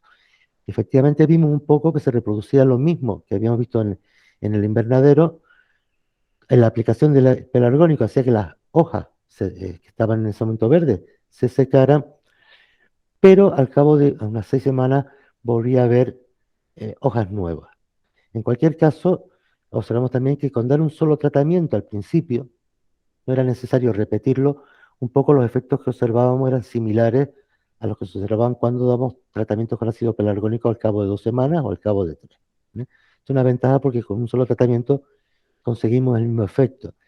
Y lo que estábamos buscando es disponer de una ventana de tiempo, en este caso por lo menos 6 semanas, en las cuales la planta estuviera bajo un fuerte estrés y de esta manera este hongo que hemos aislado, que en principio se comporta como saprófito, pero que pensamos que cuando la planta está debilitada puede actuar como un patógeno facultativo, pues hicimos el experimento en San José del Álamo, en una parcela también experimental, aplicamos un control negativo, es decir, no le dimos tratamiento, se fumigó con los disolventes que utilizamos para aplicar el ácido pelargónico y el fusarium. En esta diapositiva vemos las plantas control y las plantas tratadas, en este caso una de las plantas, al cabo de 3 semanas, y luego seguimos evaluando cada semana hasta llegar a la quinta. Como se ve, ya a las 3 semanas hay una diferencia muy clara, muy evidente entre las plantas que no habían sido tratadas y las plantas que habían sido tratadas. Cabe la posibilidad de que este efecto fuera debido al ácido pelargónico. Por lo tanto, lo que hicimos fue observar con detenimiento, vimos que empezábamos a tener síntomas que eran producidos por la cepa del hongo que estábamos aplicando, incluso estaba siendo afectada las espigas que se estaban formando. Es interesante aclarar que en condiciones naturales, en las plantas cuando vamos al campo, observamos hojas verdes, hojas secas, hojas con manchas, es decir, digamos que sería una situación normal. Lo que ocurre es que en las plantas que nosotros hemos tratado, la frecuencia, la proporción de esos síntomas es más elevado y además de esas plantas tratadas al cabo de 4 semanas, después de aplicar el tratamiento, hemos vuelto a aislar el hongo que habíamos inoculado. Y además nos llevamos una sorpresa. En esas plantas que se le había dado el tratamiento de ácido pelargónico y el fusarium, también hemos aislado de forma sistemática un hongo que nosotros no habíamos inoculado, que se trata de nigrospora. Es verdad que este hongo ya lo habíamos aislado en esos muestreos, sabíamos que estaba sobre las plantas de rabo de gato, pero no lo habíamos encontrado en esta proporción tan elevada. Estamos pensando que puede haber a lo mejor un posible sinergismo entre el ácido fusárico, el ácido pelargónico, el tratamiento con fusarium, el estado de debilidad que estamos induciendo en la planta y que este otro hongo, en esta nigrospora, esté actuando también como un patógeno facultativo y que esté sumando su efecto al del hongo que nosotros hemos inoculado. Por lo tanto, llevamos con este proyecto ya un año, estamos empezando, como se suele decir, estamos abordando el problema del control del rabo de gato desde un planteamiento que es nuevo en Canarias. Como hemos visto, no es que sea una idea nueva nuestra, se están haciendo estudios de control biológico en otras zonas del mundo para esta planta y para otras. Pero nosotros estamos, tal vez la novedad sea buscar inducir ese estado de debilidad en la planta y que se vuelva más susceptible a estos patógenos facultativos. Esto también nos llevaría a resolver o a evitar uno de esos efectos colaterales, que sería que uno de estos hongos pudiera afectar a otras plantas. Al actuar como patógeno facultativo, en principio va a actuar sobre plantas ya debilitadas. En cualquier caso, como les decía, estamos empezando el proyecto. Lo que les he presentado aquí, muchos de estos resultados los hemos terminado de analizar hace algunas semanas. Tenemos que esperar a tener más datos, continuar con estos ensayos, todavía tenemos por lo menos 2 años por delante, y ver si podemos llegar a algunas conclusiones válidas, fiables, tanto en sentido positivo como en sentido negativo. Y con esto un poco les he presentado lo que estamos haciendo y les doy las gracias por su atención. Muchas gracias, Raimundo. creo que completa muy bien la primera ponencia, ¿no?, de Lea, porque bueno, aquí se ve una clara aplicación, ¿no? Hemos ido de más general a una aplicación, ¿no?, de cómo se pueden controlar las especies exóticas invasoras mediante un control biológico, mediante un proyecto de investigación, y cómo a través de ese ácido pelargónico, que si no me equivoco es el que produce, ¿no?, el estrés, la debilidad en la planta, se puede utilizar luego el patógeno, el fusarium, ¿no?, que es el patógeno que puede provocar, ¿no? Y bueno, esto es novedoso en las Islas Canarias y bueno, como tú bien dices, el proyecto está a la mitad y los resultados que nos han mostrado creo que son muy, muy prometedores, ¿no?, para quedar todavía 2 años de proyecto, y bueno, esperamos que dentro de esos 2 años pues podáis tener muchos mejores resultados en este proyecto. Así que bueno, muchísimas gracias por la información del proyecto. Bueno, si alguien tiene alguna pregunta, como antes, puede formularla ahora o posteriormente al final de las 3 ponencias. Sí, Axel Ritter tiene una pregunta. Hola, ¿se me escucha? Sí. Sí, sí. ¿Qué tal, Ray? Mira, Hola, una pregunta. A ver, este herbicida es de acción foliar, ¿no? El producto comercial se utiliza de acción foliar y tiene un efecto secante. Se está autorizado para aplicar en jardines, en casas. Claro. Lo ideal sería, pienso yo, uno sistémico que atacara directamente a las raíces. Lo que Vale, pasa es que entiendo que haya uno ecológico, ahí no sé cómo se ha avanzado en ese tema, pero no sé qué opinas tú al respecto. Bueno, vamos a ver, si nos ponemos a utilizar herbicidas, pues echamos glifosato y andando. Fuera. ¿Qué es lo que ocurre? Tal vez utilizarle vamos a llamar que esto es un herbicida, buscar debilitar la planta nos permite que esos hongos actúen. Y eso nos permite utilizar este tipo de compuestos a dosis muy bajas. Porque es verdad que lo que tratamos de evitar es echar esos productos químicos en el campo. Por lo tanto, es verdad que si fuera sistémico, pero entonces ya estaríamos matando la planta. No tendría sentido buscar un control ecológico. Bueno, Claro, pero quiero decir... eso nos llevaría a la discusión de si debemos utilizar herbicidas en campo. Ten en cuenta que No, yo creo que la discusión sería un poco hasta qué punto el riesgo de permitir que estas plantas invasoras con tanto potencial, si vale la pena dejarle algo de vidilla o atacarlas e intentar erradicarlas en lo que se pueda. Porque tú ya has dicho que erradicarlas es imposible, con lo cual... Yo pienso que tal y como está extendido, vamos, no vamos a poder erradicarla ni de broma. Pero, sí. ¿verdad? Pero, y ahora, podemos emplear herbicidas mucho más fuertes. Pero es una discusión que trata más, si quieres, más a nivel social o a nivel de... También es verdad que habrá que ver la persistencia de esos herbicidas y habrá que ver el efecto que pueden tener sobre la flora acompañante. Es decir, tal y como lo estamos planteando, vamos a imaginarnos que vamos a tratar una parcela con estos compuestos. Intentaremos, o se intentará que la aplicación sea lo más localizada posible, pero no va a conseguir que una planta que esté al lado no sea afectada también. Si el efecto que le causa a esa planta, que no sea rabo de gato, es una pérdida de hoja durante un tiempo, un par de semanas, un mes, pero luego vuelve a recuperarse, yo creo que ahí sí compensa el posible efecto negativo que pueda tener sobre esa otra especie vegetal si conseguimos que el patógeno actúe en ese momento. Yo creo que aquí también se trata de minimizar el riesgo para otro tipo de especies, ¿no?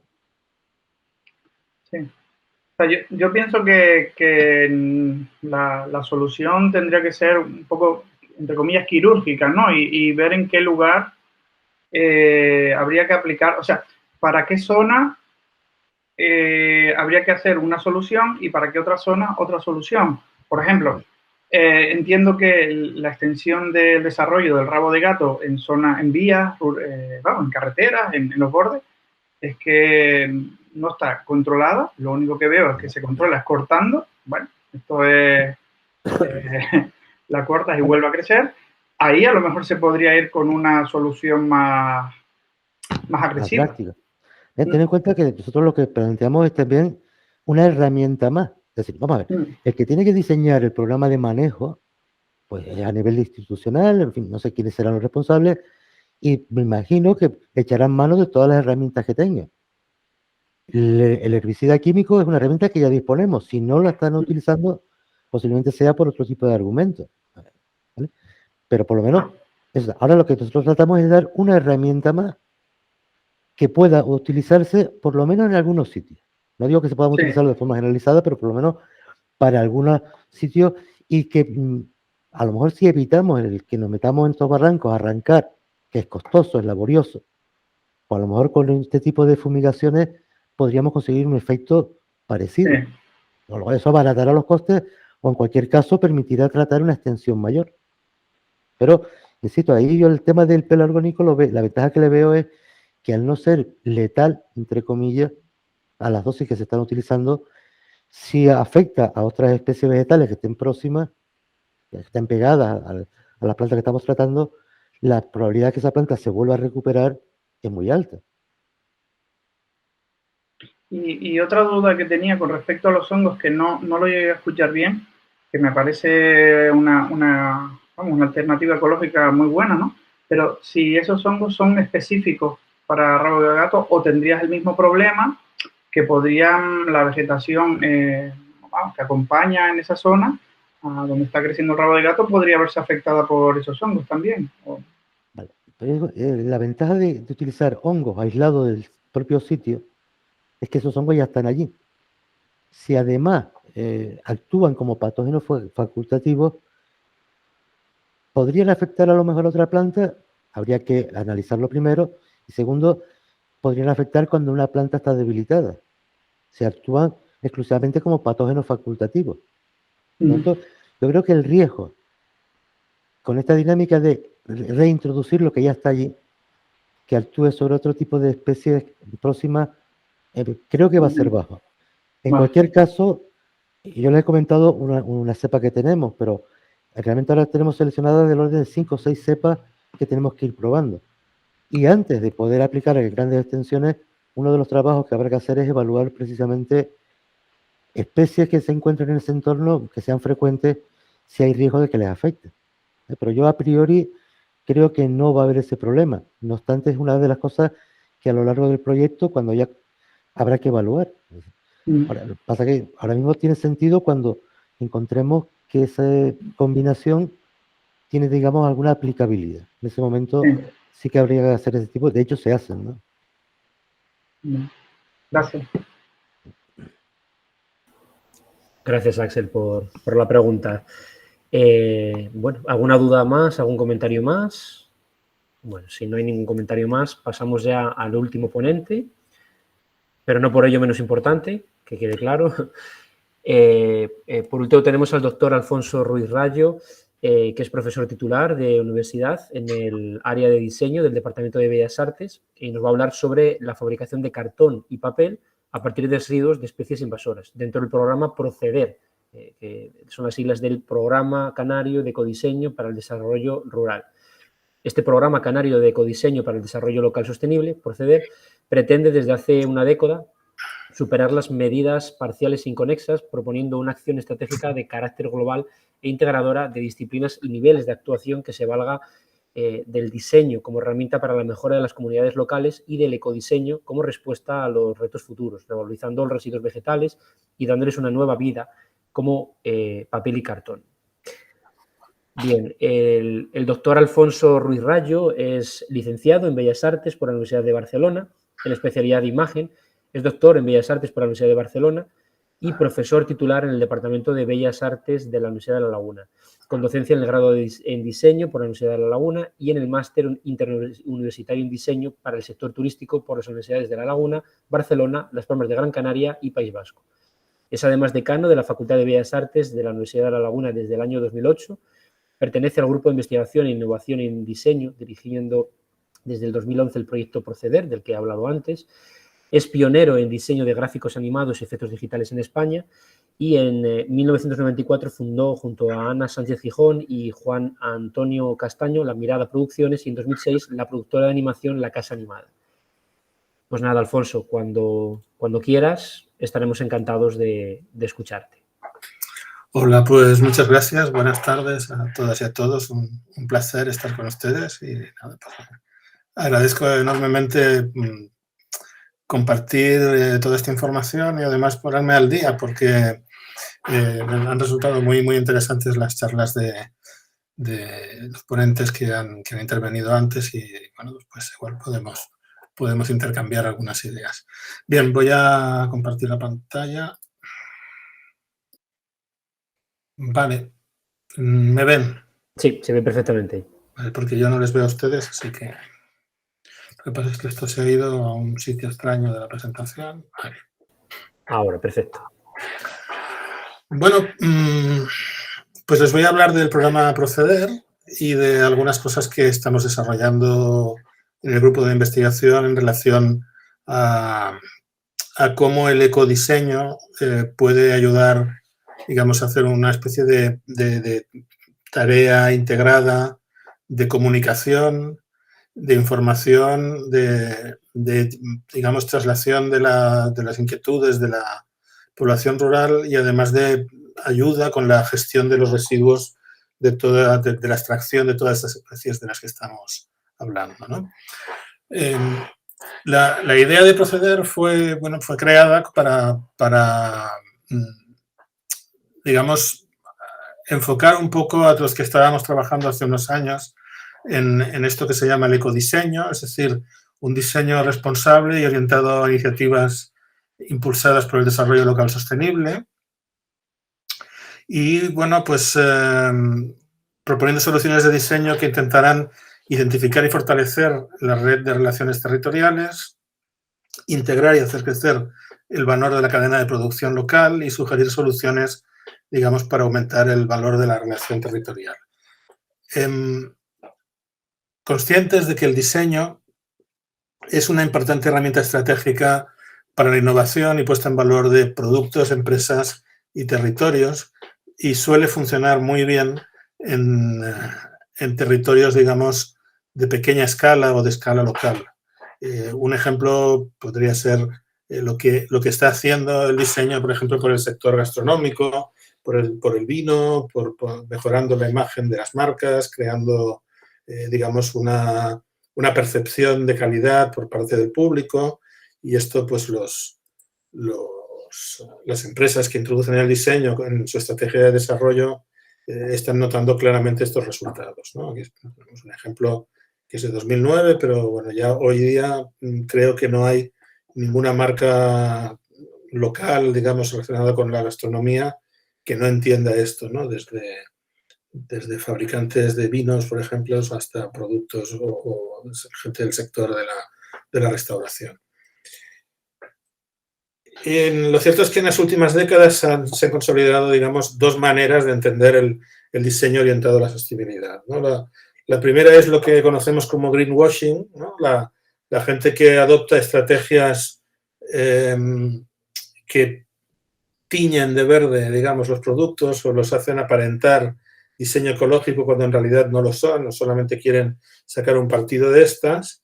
Este sería el caso de la izquierda, es una silla que se hizo muy famosa en el año 91, una silla favela, hecha por dos diseñadores brasileños que en realidad son más americanos que brasileños, triunfaron en Nueva York vendiendo carísimo este producto. Y cuando digo carísimo lo quiero resaltar porque realmente tenía un precio imposible, a clientes con un alto poder adquisitivo que de algún modo les parecía muy chic tener una silla en su local de lujo hecha con el mismo criterio que se hacían las sillas en las favelas en las grandes ciudades de Brasil, ¿no? Que son fruto del ingenio y de la miseria, la gente con cola de carpintero y trozos de madera que sobran de las carpinterías en cola y forma pues estas butacas, estas sillas que son populares y ellos pues la convierten en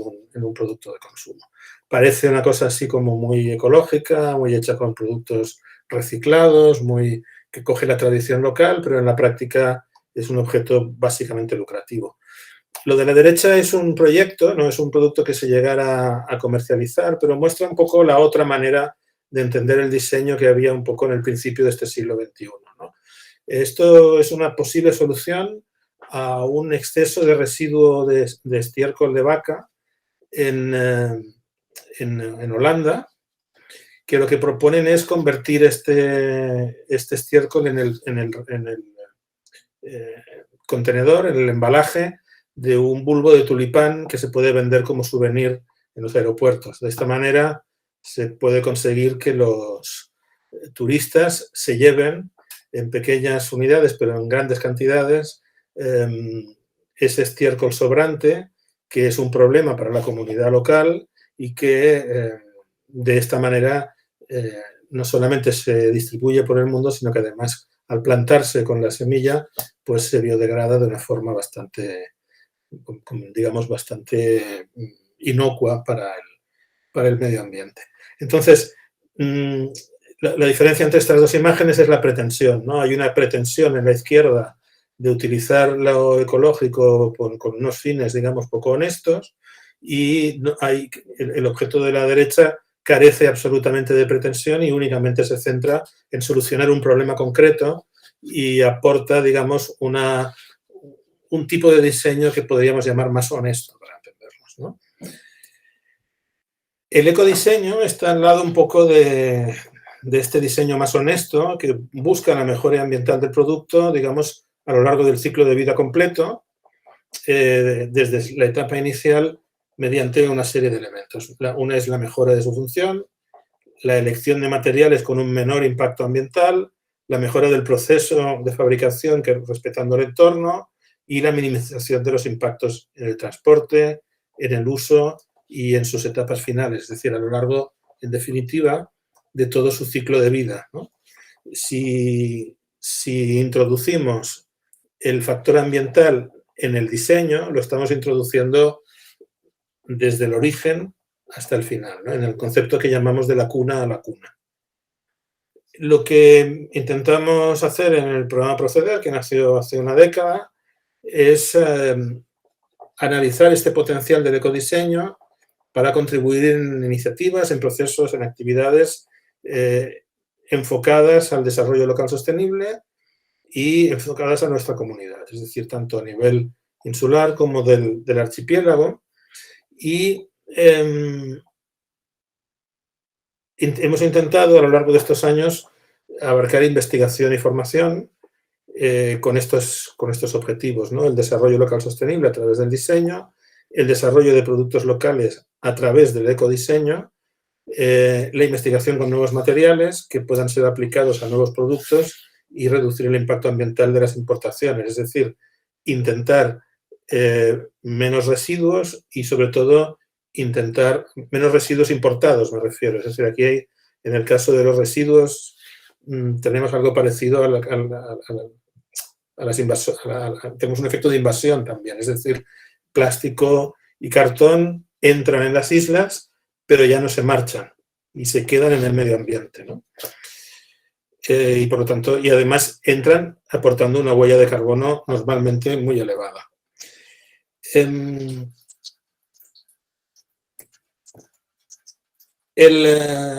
cuarto lugar, estamos intentando aumentar el valor de los residuos en todos los sectores,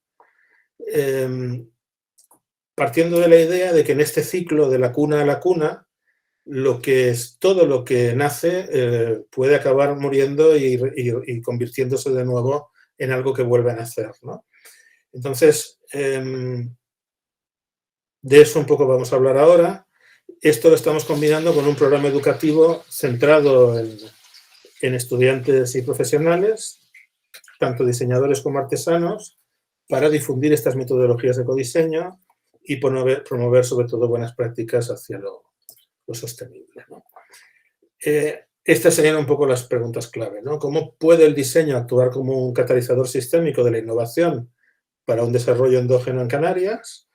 y si puede la artesanía ser parte de este escenario, usando el diseño para optimizar estos objetos y mejorar la calidad de vida de los artesanos. Los artesanos es un colectivo que ha sido superado, que persiste a pesar de la existencia del producto industrial, que normalmente se ha entendido mal y no se han modernizado, es decir, se empeñan y persisten en seguir fabricando las mismas cosas de la misma manera, pero que claramente dentro del sistema local son un elemento clave, especialmente en los enclaves rurales de Canarias, para intentar introducir elementos de este tipo, ¿no? Ahora lo verán con algunos ejemplos.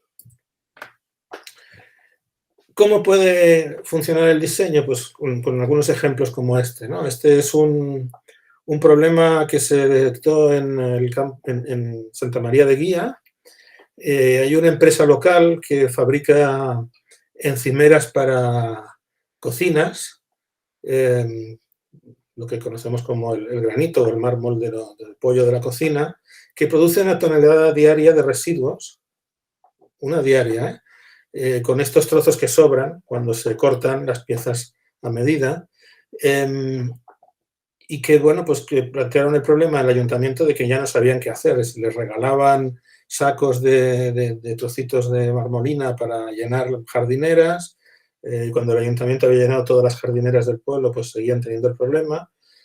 Entonces, bueno, con la idea de reciclarlo y además ser producido para, digamos, dentro de la comunidad, se propuso por estos dos diseñadores, Jean-Marie y Alex Jiménez, el proyecto Relaja, que es un caso rotundo de éxito, al menos a nivel de ecosocial del diseño, porque estos muebles están fotografiados y publicados por todas partes, los han comprado varios museos de arte, se ponen como ejemplo en muchos lugares, ahora les explicaré cómo funciona, aunque lamentablemente no ha llegado a desarrollarse por un tema que es una asignatura pendiente, que es el escaso interés que tienen las empresas locales en Canarias por introducir, digamos, el diseño en sus procesos, ¿no?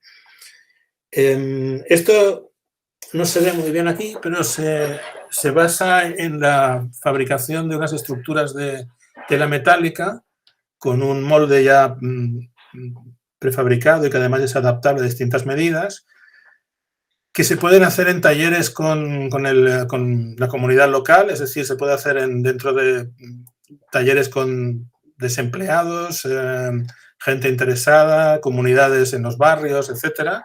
Y dentro de estas estructuras de tela metálica se rellenan, digamos, con estos restos y se cierran y se sellan, quedando unos bloques muy sólidos, muy pesados y muy fáciles, digamos, de utilizar para construir estos bancos, ¿no? Luego, con unas simples tablas de madera, con un tratamiento, se pueden construir estos bancos modulares, que además pueden ser de múltiples formas, maneras y combinaciones, que se pueden usar como mobiliario urbano no solo en la zona, sino en cualquier punto, por ejemplo, de la isla, ¿no? De esta manera se puede hacer se puede fabricar, digamos, a partir de este residuo y se pueden convertir en mobiliario urbano. Bueno, este sería un ejemplo de una manera en que el diseño podría, primero, ayudar a reciclar este material, este residuo. Segundo, ayudar al desarrollo local, puesto que este producto se puede fabricar dentro de la propia comunidad prácticamente con muy pocos conocimientos sobre diseño, a partir de una serie de planos ya prediseñados, digamos, ya hechos anteriormente, y se puede llevar al nivel del hágaselo usted mismo, ¿no?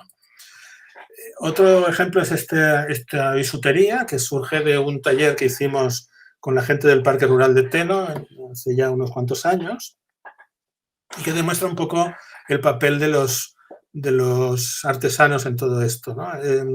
Carol Babo es una artesana que vive en Masca, que hace bisutería y cuida cabras, y precisamente hablando de esta revalorización de residuos y tal, en un taller que hicimos con los artesanos de la zona, se le ocurrió la idea de introducir en sus collares excrementos de cabra junto con la pedrería, y esto de perlas de Catay son pues exactamente excrementos de una cabra concreta que se llama Catay, que aprovechó, digamos, para introducirlo en souvenirs turísticos que ella vende a los turistas que visitan la zona, ¿no? Que vende allí en Masca concretamente. ¿Cómo lo hacemos? Pues con talleres de ideas, ¿no? Contamos a la gente, utilizamos métodos de investigación, acción, con la premisa de que todos los productos que se vayan a desarrollar alcancen el mayor grado de sostenibilidad y potencial de desarrollo local. Estos que desarrollamos en el Parque de Teno pues incluyen investigadores, los colaboradores del proyecto, algunas empresas, algunos colegas de la universidad, técnicos del Cabildo, técnicos del Parque Rural de Teno y la propia población del parque, ¿no? Artesanos, agricultores, etc. El resultado pues, es bastante esperanzador y salen ideas realmente interesantes. A partir de estos talleres, en Proceder, llevamos a cabo una serie de proyectos piloto en los siguientes ámbitos, ¿no? Hay como 3 líneas.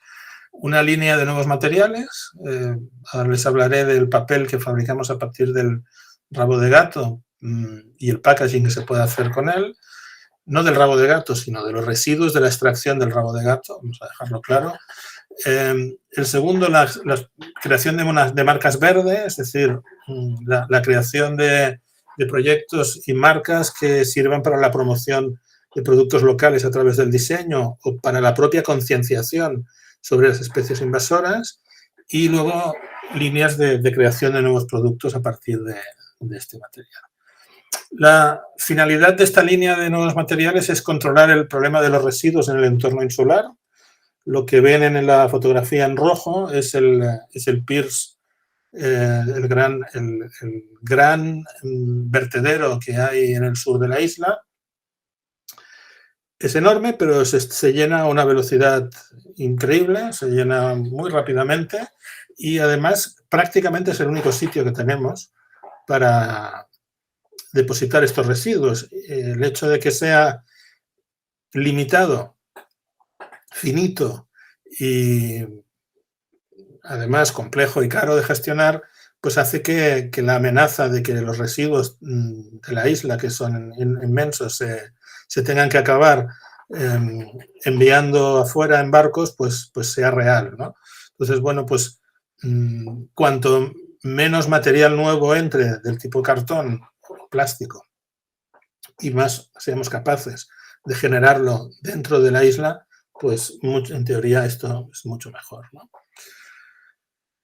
Entonces, hemos trabajado con varias especies, hemos experimentado con varias especies invasoras, pero hay 2 de ellas que están funcionando especialmente bien, que son los residuos de la extracción del rabo de gato y de la caña de barranco, del Arundo Donax. Y lo que hemos hecho ha sido crear una pasta de papel a partir de la planta para la realización, en principio, de envases y embalajes. Luego hemos encontrado otras aplicaciones que también puede ser extensible a otros productos del sector agrícola. En la Universidad de Las Palmas de Gran Canaria están trabajando en algún proyecto con los residuos de las plataneras, por ejemplo, fabricando platos de cartón y vajillas, digamos, desechables. Bueno, pues esto estaría un poco en la línea de estas ideas, ¿no?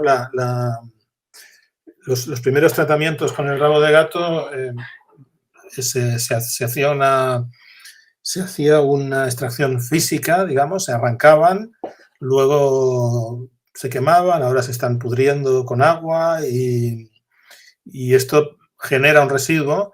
Para nosotros lo interesante no es exactamente el residuo en sí, porque esto en realidad se puede hacer con cualquier planta, sino es el hecho de que luego ese cartón que se produce tiene un valor añadido en la medida en que comunica la idea de que el residuo existe. Es decir, aquellas empresas que utilizasen el cartón como embalaje podrían decir que el embalaje está hecho con una especie invasora y podrían concienciar, podrían contribuir a concienciar a la población sobre esta cuestión, ¿no? Hemos creado un equipo interdisciplinar, está ahí bastante gente en el grupo de investigación ahora mismo de distintas disciplinas que, digamos, tenemos el objetivo y prácticamente ahora mismo lo tenemos muy desarrollado de crear un método de fabricación de papel y cartón a residuo cero. Es decir, que saben que la fabricación de papel es un proceso altamente contaminante por los materiales que se utilizan especialmente para el blanqueo del papel. Nosotros no blanqueamos el papel, nosotros apenas utilizamos materiales, digamos, que puedan ser dañinos para el medio ambiente. Ahora mismo estamos utilizando la sosa cáustica, pero solo en un 1% en el proceso, y además se recicla toda la que utilizamos, o prácticamente toda. Estamos diseñando prototipos de embalaje que pueden elaborarse a partir de esta pasta de celulosa, pero además queremos implantarlo como experiencia piloto en pequeñas comunidades para que agricultores o artesanos aprendan a hacérselo ellos mismos, es decir, sean capaces de hacerse, digamos, sus pequeños embalajes desde una caja de cartón a un envase para huevos o alguna cosa parecida que ahora mismo están comprando fuera, ¿no? El proceso de fabricación es muy sencillo y no ha variado prácticamente desde el antiguo Egipto. Esto, se tiene que romper, digamos, la lignina, se tiene que separar la celulosa y se tiene que conseguir una pasta celulósica a partir del material.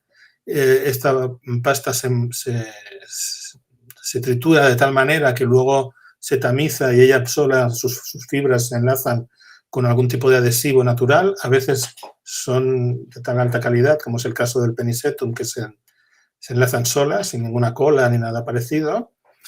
Y se obtiene un papel que es de este color característico, precisamente porque no se ha blanqueado, pero que en sí, digamos, tiene un interés estético bastante importante, porque tiene ese aspecto del papel reciclado que gusta, que interesa a la gente, que sin embargo es altamente, digamos, resistente a la humedad por sus características. Hemos hecho pruebas de tensión, es muy resistente, y hemos hecho pruebas de capacidad de absorción de humedad, y también es altamente, digamos, útil para convertirse en un producto de embalaje, ¿no?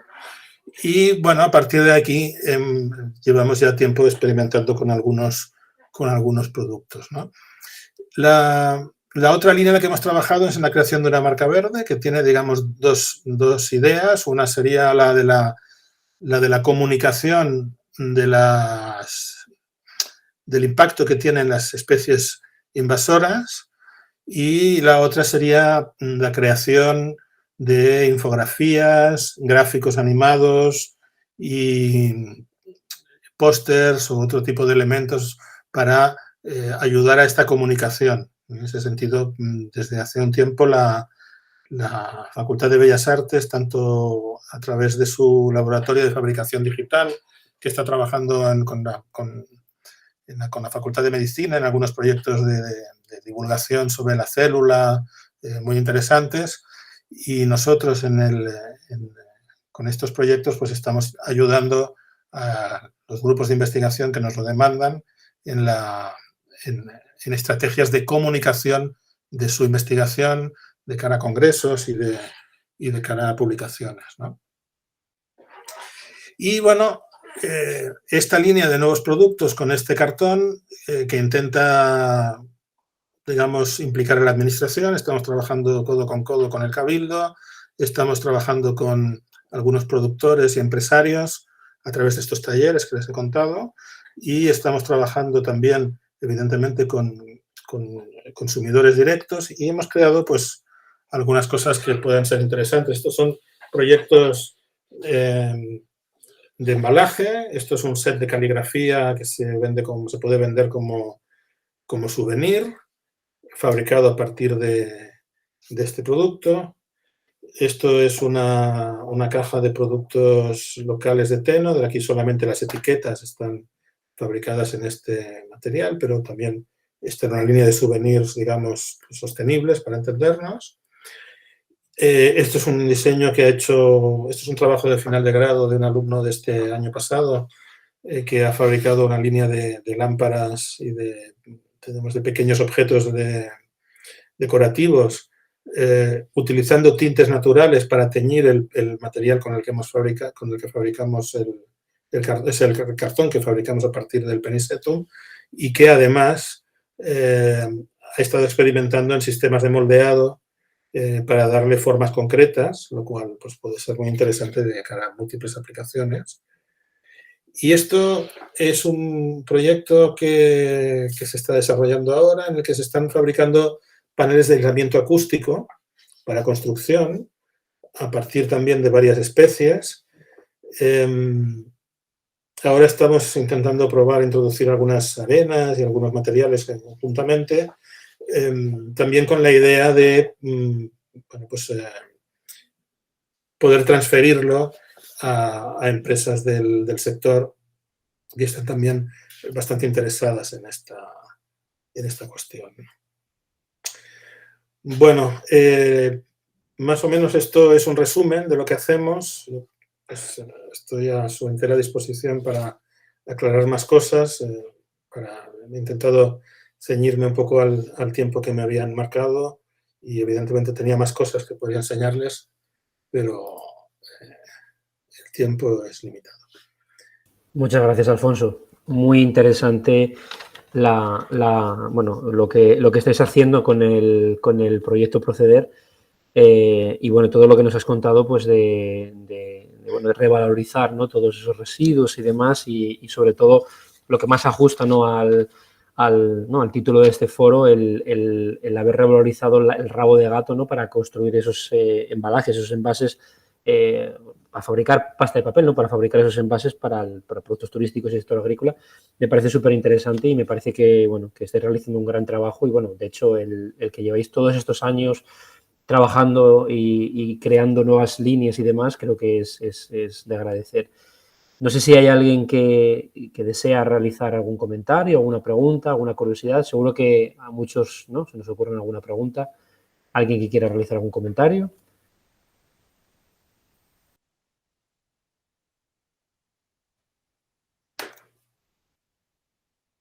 Bueno, ahí estamos. Si se les ocurre más adelante, contacten con nosotros. Sí, en el directorio, como he dicho antes, el directorio ULL tienen su contacto y, bueno, siempre pueden contactar con ellos para cualquier curiosidad y cualquier problema. Bien, pues ya para finalizar, informarles que el programa de concienciación ambiental va a continuar desarrollándose hasta el mes de diciembre del 2021 para mejorar el conocimiento y cuidado de la fauna silvestre, el entorno forestal de la isla de Tenerife, con las siguientes actividades que están confirmadas ya. Vamos a realizar un rescate de fauna silvestre en la Reserva Natural de Malpaís de Güímar, con una liberación de pardelas, una limpieza de residuos, que va a ser el 28 de octubre, a final de mes. Y, por último, para este primer programa de concienciación ambiental, vamos a hacer una repoblación forestal y una ruta medioambiental en una zona de Santa Úrsula, que todavía está por confirmar, el 12 de noviembre. Y, bueno, esto será el principio. El próximo año realizaremos el segundo programa de concienciación ambiental con más actividades, con el mismo formato, actividades, talleres, y el día previo, conferencias por expertos de la universidad que nos darán una visión teórica, ¿no?, práctica de estos problemas. Y, bueno, simplemente agradecer a los tres ponentes por las ponencias tan interesantes, por haber querido colaborar, por su disponibilidad desde el primer momento. Y, bueno, pues muchas gracias a todos los asistentes, a todos y a todas, por su asistencia a este foro online. Y, bueno, espero verles mañana en Mesa Mota para el taller práctico que vamos a tener de 10 a 12. Se va a suministrar transporte desde el campus central. Habrá una guagua esperando desde las 8:40 hasta las 9 y a partir de las 9 saldremos hacia Mesa Mota y la actividad se desarrollará de 10 a 12. Quien quiera ir, por supuesto, en transporte privado, pues, bueno, podrá ir. Pero, bueno, es aconsejable que se aproveche, ¿no?, el transporte público para poder llegar hasta allí, hasta Mesa Mota. Pues nada, muchísimas gracias a todos y nada, nos vemos el 27 será el seminario y el 28 será la actividad en Malpaís de Güímar. Muchísimas gracias a todos y nos vemos la próxima. Vale, muchas gracias. Gracias. Gracias a ustedes. Buenas tardes.